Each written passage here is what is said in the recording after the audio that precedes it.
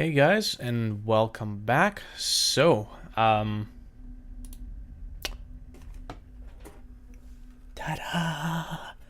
Oh, this is the GTX 750 Ti. This is the card, the graphics card, that I needed to buy for the second PC in order to continue developing the multiplayer aspect of Artec Rise, and how I have come to beholding this graphics card is absolutely fantastic and hilarious. This card is almost identical to the one that I have in this PC, which is pretty much what I needed. This is a Ti version of this card, so instead of 1 gig of RAM or 1 gig of DDR5 RAM, this one has 2. Other than that, and maybe a couple of clock related improvements,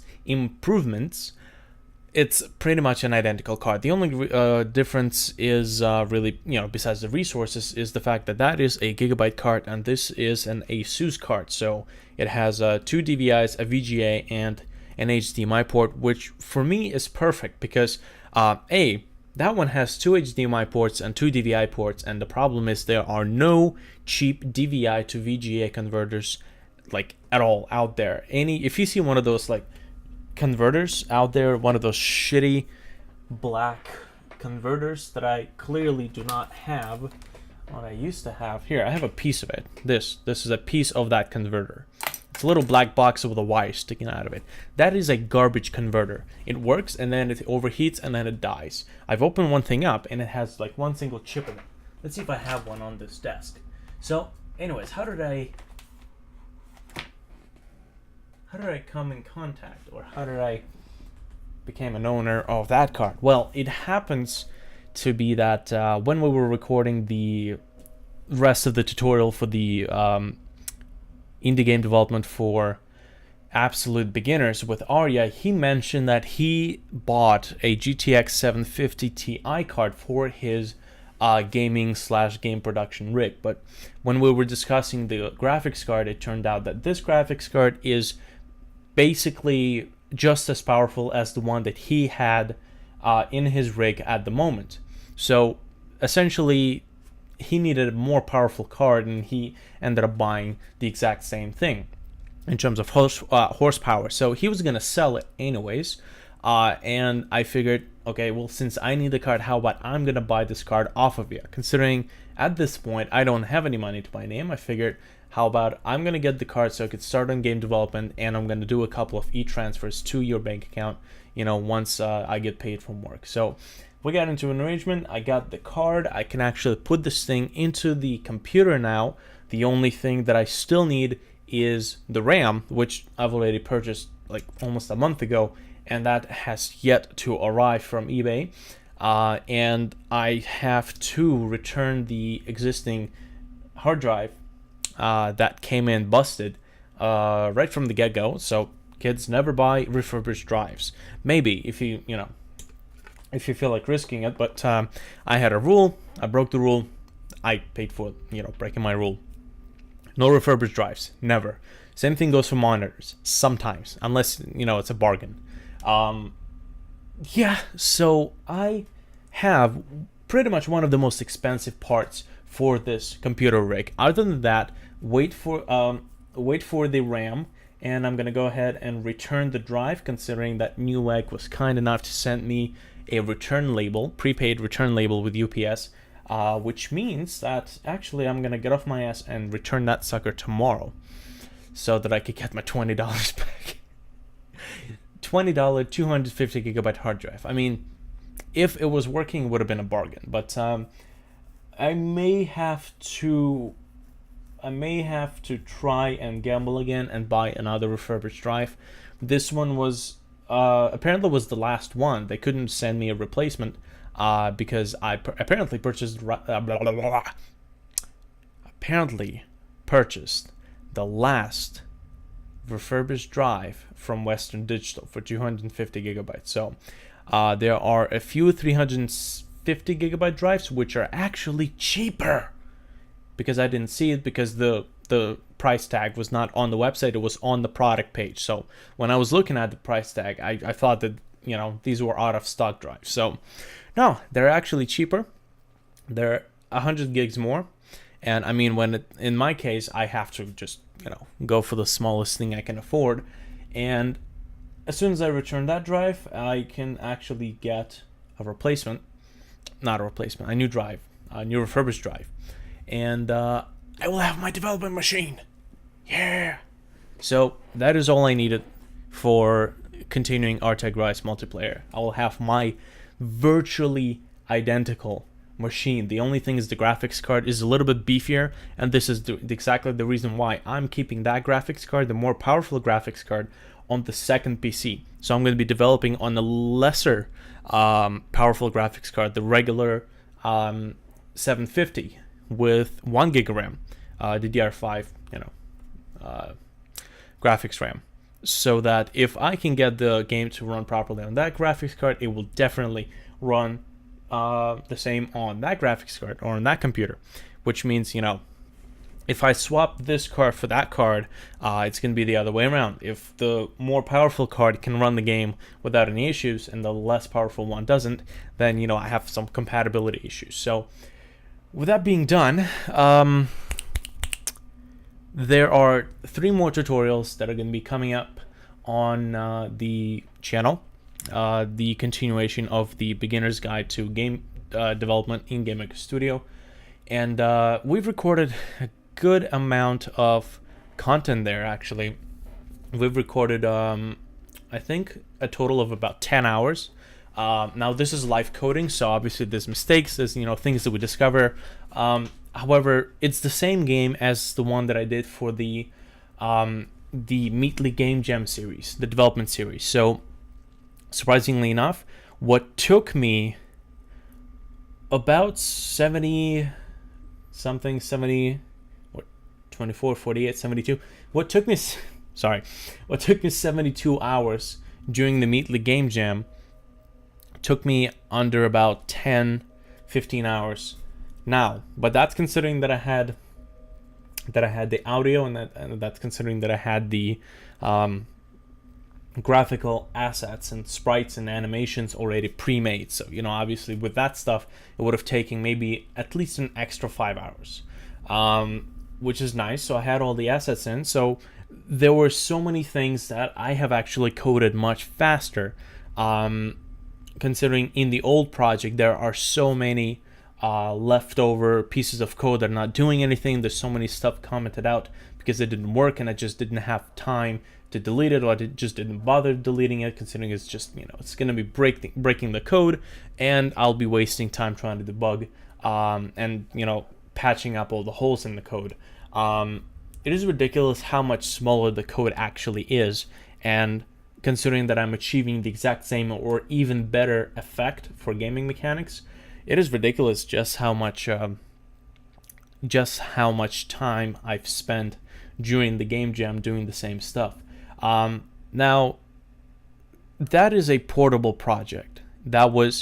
I specifically started that I chose that particular project for the tutorial because there were a lot of opportunities to explain some of the most basic mechanics, some of the creative thinking, some of the ways to use the most standard functions in the standard code. Because originally, or at heart, this particular tutorial was just meant to show Arya how to program, how you would go about programming a game using these default or, you know, standard functions. So I figured I might as well record that. So this is how, you know, this tutorial came to be. With that being said, I've almost made a note of every most commonly used function in the Game Maker Studio, besides, you know, DS maps, DS grids, and some of the ini saving and loading files. That was we kind of came up with, you know, that after we finished this tutorial. So maybe at some point we'll continue that on. But up until this point, we've covered pretty much most of the basics anyone would need to start in game development. to start developing games in GameMaker Studio 1.4, and there aren't too many differences between 1.4 and GameMaker Studio 2, so a lot of the things cross-reference. I might as well actually just still use GameMaker 1.4 or Studio 1.4 to finish this game, considering there's really no sense in switching or porting the project from 1.4 to 2, considering that in GameMaker Studio 2 you have the most useful things that I find, at least right now off the top of my head, are the auto tiler, so that the auto tiling is just an automatically selecting the proper tiles for level building. I'm not using any auto tiling or any standard tiling in this particular game. All the tiles and all the sprites are custom made. They don't follow a certain grid. I also frequently use the code helping commands, like the prompts for when you declare new variables in Studio 2, it pops up. That's just something to remind yourself of what variables there are. Not a crucial feature, but very handy. But definitely not worth switching the project to 2.0.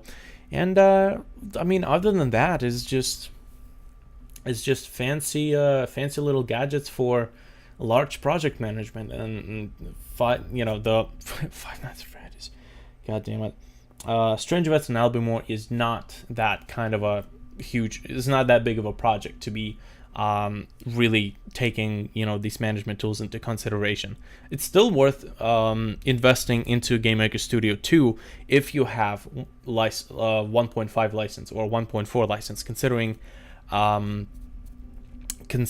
that it's currently, I think, was it not 50, it's like 70%, not 70%, it's like 30 or 50% off or for the new license if you're a registered owner for 1.4. So that's handy, and definitely was one of my first purchases when the beta became available and when the purchase became available. In the meantime, I have sodomized this webcam even further. This time I actually took the route of somewhat improving the mounting capabilities, because before I had the webcam just sitting on its own native mount. As you can see, I had the lens and it was sitting on its own native mount, and I had the jar of nails or jar of nuts and bolts sitting counterweighing the lens in the back. So that kind of sucked major dicks. So just this morning and yesterday evening, I kind of took a little bit of extra time into making some sort of a mount. So this is what this webcam looks like right now. So the wide angle lens is right over there. The webcam you can see right in the back. Here's the you can see the whole bunch of blurriness. So I'm using a little screw and clip for like woodworking. It's a plastic clip, so I could actually drill a mounting hole through it. There's the electronics, the old wires for the autofocus, it's kind of just clipping to my monitor. It looks better than before, for sure. And the fact that I can actually rotate this lens, the entire webcam, and actually capture way more of my surrounding space is absolutely better. Like, look at this stuff. Look at this, all this space. Anyways, so computer, new tutorials. I think I mentioned the 3 more tutorials coming up. One of them is actually about 10 minutes away from being uploaded, so that's kind of nice. And I think I'm done, actually. I don't have a proper outro as usual. No editing for these things. It's just whatever comes to my mind, I discuss. As